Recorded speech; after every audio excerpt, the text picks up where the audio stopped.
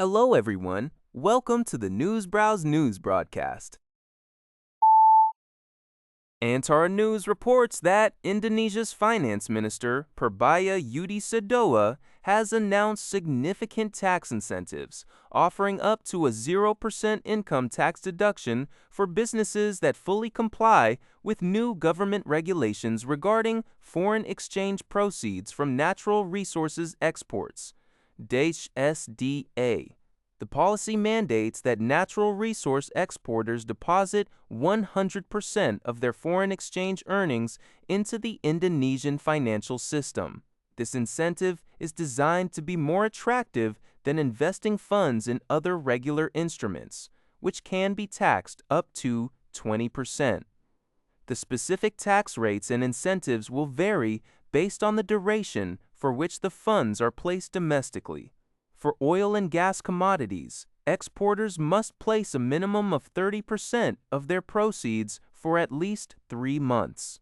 Non-oil and gas exporters are required to place 100% of their proceeds in a special domestic account for a minimum of 12 months.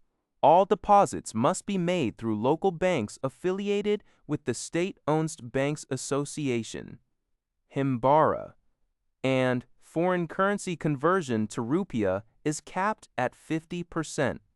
Some relaxations exist for exporters with bilateral agreements with trading partners, allowing a portion, up to 30% for max 3 months, to be placed in non-Himbara banks.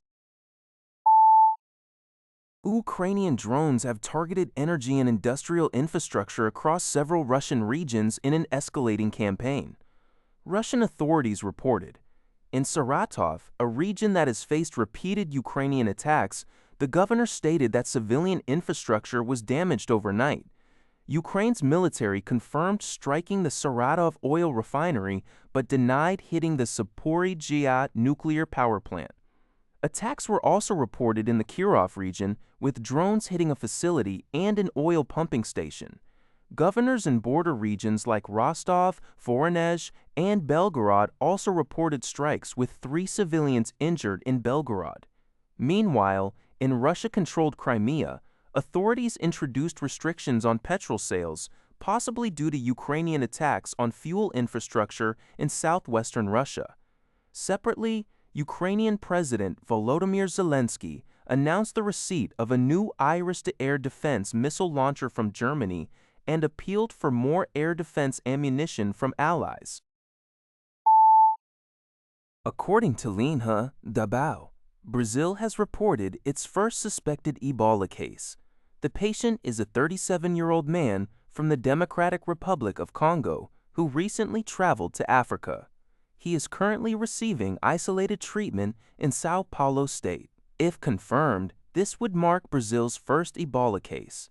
Previous suspected cases in Italy and India tested negative. Médecins Sans Frontières warns that the current Ebola outbreak, caused by a rare Bundibagyo strain with no approved vaccines or antibody therapies, is spreading alarmingly fast in the Democratic Republic of Congo, with over 1,000 suspected cases and 246 deaths reported since May 15th. Tite Sens Dago, Wadi Balad, Bout Te, one about Krees de Praidi Pod me incited per Bakshud. Moint Tixi by, Coretti citing recent U.S. public health succeeded cases that while Ebola won't become a pandemic in the U.S., the current outbreak highlights the world's unpreparedness for future pandemics, criticizing recent U.S. public health policy changes. Xinjiang reports that Chinese Liberation Army expert and head of the Chinese delegation, Meng Xiangqing, responded to U.S. Defense Secretary Haggerty's speech at the Shangri-La dialogue in Singapore. Haggerty's remarks, while milder than last year and omitting sensitive Taiwan issues, still maintained a tone of viewing China as a hypothetical adversary and emphasizing Indo-Pacific balance of power. Meng Xiangqing expressed hope for China and the U.S. to move towards each other, emphasizing that stable bilateral relations are crucial for the well-being of both peoples, regional stability, and world peace.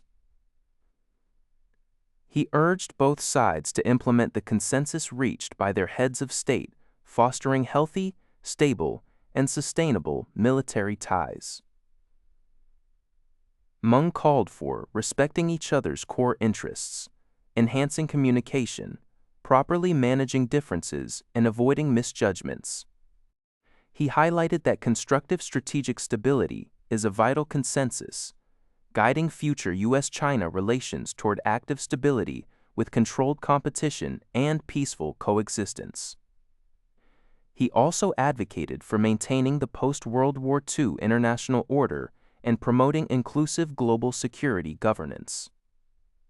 Former Chinese ambassador to the U.S. Cui Tiankai added that China does not accept the G2 concept, and regarding the Taiwan Strait, he urged support for China's peaceful reunification efforts. That's all for this video. Thank you for watching. See you in the next video.